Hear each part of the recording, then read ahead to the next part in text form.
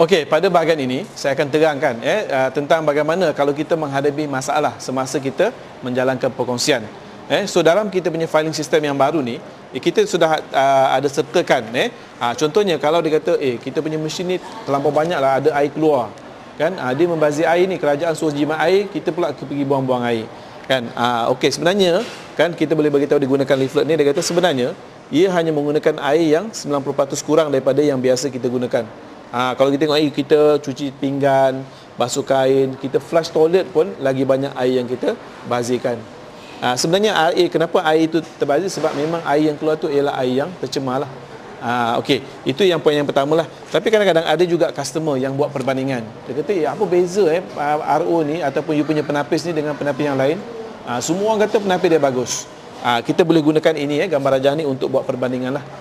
Saya tak nak sebut jenama, tapi you tengok ini yang gunakan teknologi ozon, ultraviolet, penapis karbon teraktif, beralkali dan juga penyulingan.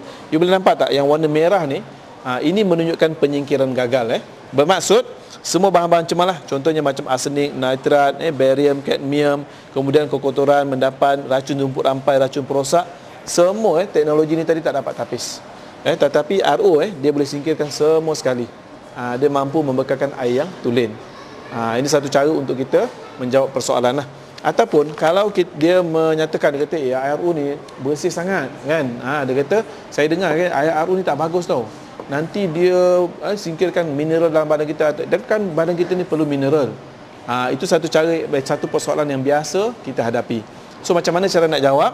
Kita boleh gunakan helaian yang ini, di mana sebenarnya perlu tak air.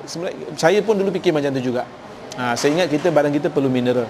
Tapi bila saya tengok statement ni kan, dia kata sebenarnya mineral yang kita perlukan bukan daripada air. Sebenarnya mineral, dia kata apa? Mineral merupakan sebahagian daripada keperluan pemakanan, tetapi air bukan sejenis mineral. Bukan sejenis nutrisi lah. Dan juga hampir semua mineral dalam air pipe jenis bukan organik. Maksud dia, hari ni kalau kita nakkan mineral, kita mesti ambil mineral yang organik. Tetapi yang ada dalam air ni sebenarnya mineral bukan organik. Jadi kalau kita minum juga, dia akan membebankan sebab dia tidak mudah dihuraikan oleh sistem badan kita. Malahan ikut kajian, dia kata apa? Ia boleh menyebabkan kekejangan sendi, pengerasan dan penyumbatan saluran darah, kemudian boleh menyebabkan pembentukan batu karang dalam hempedu dan buah pinggang. Sebenarnya air yang terlalu tinggi mineral pun ada kesan bahaya pada badan kita lah. Dan satu lagi, dia kata sebenarnya kalau ada pun mineral dalam air kita ni terlampau sikit. You bayangkan dalam air mineral kalsium cuma 0.3 sahaja. Tetapi dalam susu ada lebih kurang 113 mg. Maksud dia kalau kita nak dapatkan kalsium yang sama dengan satu gelas susu, kita kena minum lebih kurang 75 botol air yang keadaannya macam ni. Kita kena minum 75 botol ataupun lebih kurang 150 gelas air macam ni. Mesti kita tak nak kan. Jadi sebab tu sebenarnya kita kena faham. Hari ini tak ada kaedah penilaian secara pilihan. Boleh membenarkan mineral yang baik saja lepas.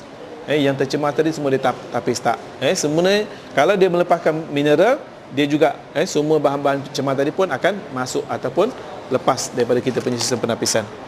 Dan satu lagi persoalan yang tak kurang banyak dipersoalkan, dia kata apa? Dia kata air RO ni beresid kan. Macam mana nak minum, nanti kita punya perut boleh rosak kan. Kita punya perut ni masuk bahan-bahan yang beresid. So kita beritahu apa? Dia kata sebenarnya air RO yang rendah pH tidak akan memberi kesan kepada kita punya pH badan. Sebab apa? You bayangkan air RO ni pH dia berapa? Lebih kurang 6.5 hingga 6.8. Tetapi asid ataupun asid yang ada dalam perut kita, pH dia ialah 2, lagi rendah.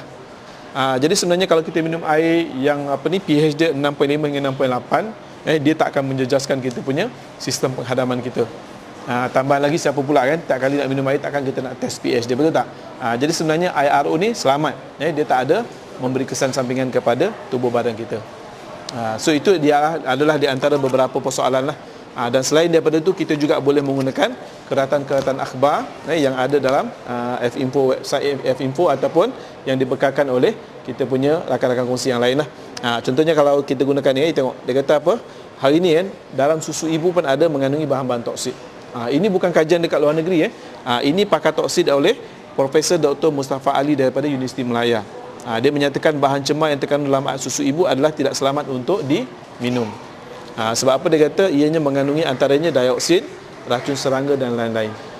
Dan yang paling kita bimbang menurut kajian, ia boleh mengancam pertumbuhan otak bayi, melemahkan sistem imun dan juga boleh menyebabkan masalah kesihatan dan memendekkan jangka hayat.